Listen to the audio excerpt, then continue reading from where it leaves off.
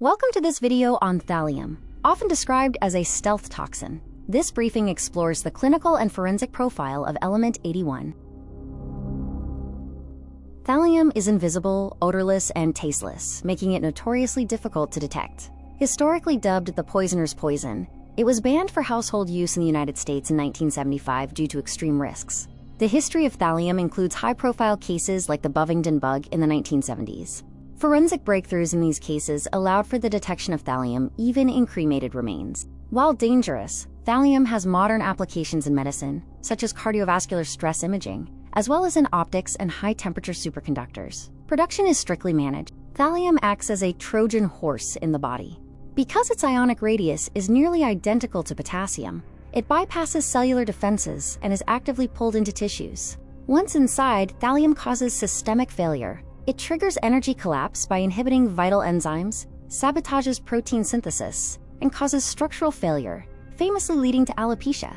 The toxicity of thallium progresses through 3 phases: initial distribution, CNS and tissue penetration, and finally, a persistent enterohepatic recycling phase that complicates clearance. Clinically, exposure manifests in 3 stages: acute gastrointestinal distress, the hallmark neurological onset often described as quote, walking on hot coals, and finally, late-stage dermatological symptoms like hair loss. Thallium is a diagnostic trap, frequently mimicking conditions like Guillain-Barré syndrome or liver failure, which often delays proper treatment. The key differentiator for clinicians is the combination of severe neuropathy and delayed alopecia, which serves as a pathognomonic sign of thallium poisoning. For definitive testing, 24-hour urine analysis via mass spectrometry is the gold standard.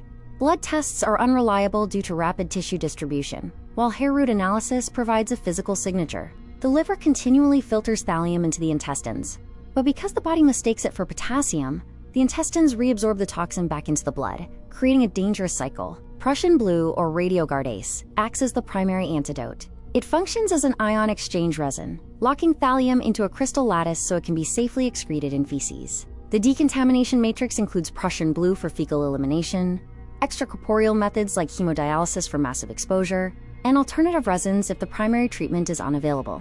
In summary, thallium is a master of elemental deception. Survival depends on recognizing its unique timeline and deploying specialized countermeasures to outsmart its molecular mimicry.